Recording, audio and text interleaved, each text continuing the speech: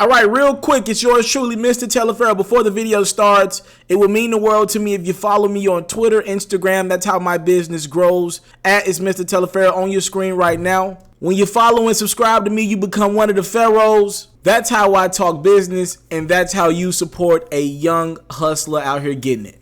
All right, Mr. Taliaferro TV, how's everybody doing out there? We have not talked about Kanye West's album a crap ton on my platform, but I do want to speak on just the overall longevity of the project.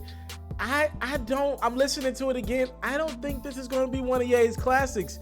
Now, I think there are two records on it that have potential. I think one has the potential to be one of his best records in the last few years. And I think one has all-time potential for Ye's catalog. I think that Yikes joint is hard, man. I think that one could be one of the all-timers.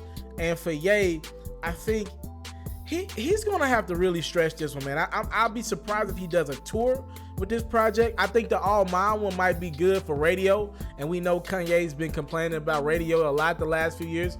That's what stopped his Life of Pablo tour, was the fact that he was not only on meds, bipolar, a lot of other things was going on with him.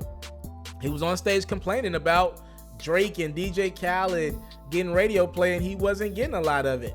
So I think All Mine might appease to radio, because you can play that bad boy on the East Coast, down south, on the West Coast. That All Mine one go hard. So I think that might be the one for radio. But overall, I'm sorry, man. A 7-record album, there's no way I'm gonna call a 7-record album classic. I'm sorry, bro. Nevertheless, Ye brought in his album last week in Wyoming, all right? He had this really, really weird ranch party in Wyoming. For those who don't know why Wyoming is significant in this story, Kanye's been in Wyoming. He calls that a safe haven, a safe spot, a great place for him creatively. He goes into like this specific area. He creates, he's producing pretty much all 5 of the projects that he will be a part of in the next couple weeks. That includes Pusha T's project. That includes not only his solo album, but his collab album with Kid Cudi that's supposed to re-release Friday.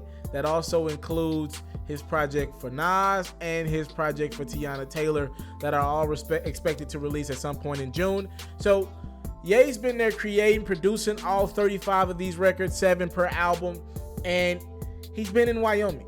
Now, he had this lunch party for the project, a celebration of Kanye, to be honest with you.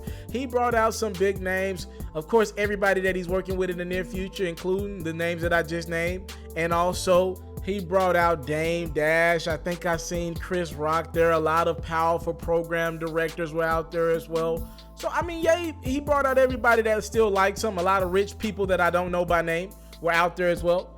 So, with all that being said, it was just awkward to watch, like a lot of bonfires, and then coming off of Kanye's comments like a month ago about being a Donald Trump supporter. It didn't feel right, so I didn't watch a lot of it. I just watched enough to give you guys the story. Now, that party apparently rubbed the people who own the ranch the entire wrong way. Ye broke every rule, and here's the crazy thing about it. Kanye had great communication with his team initially, and the team had great communication with the ranch owners. The problem was the communication between Kanye and his team broke down, and his team classified it as just Kanye being Kanye. They lost control of Kanye.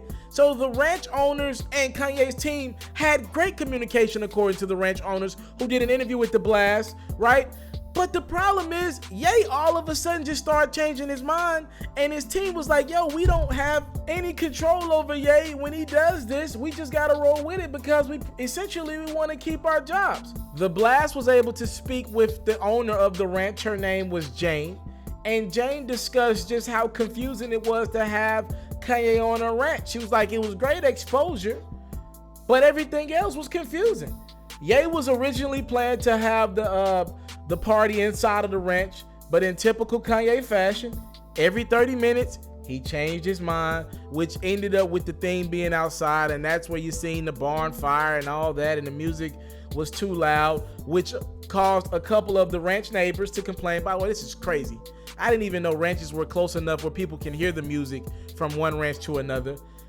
People were complaining, and they were like, yo, this can't happen.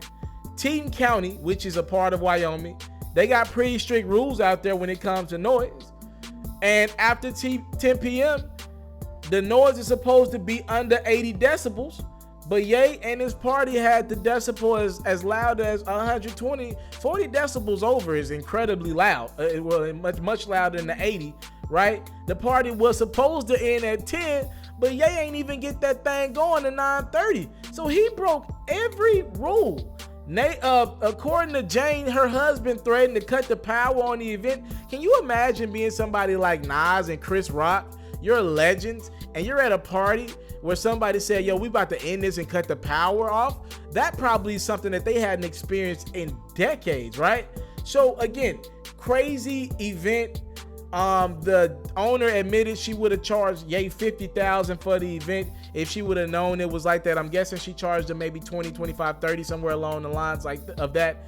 But she definitely undercharged Ye because she did not know this much money would be on her ranch and this much commotion would be a part of her ranch. It's a cool little story that I wanted to share with you guys. Mr. Taliaferro, Kanye has been banned from the ranch in Wyoming. He can never return again because of his antics. This is almost like a teenage party.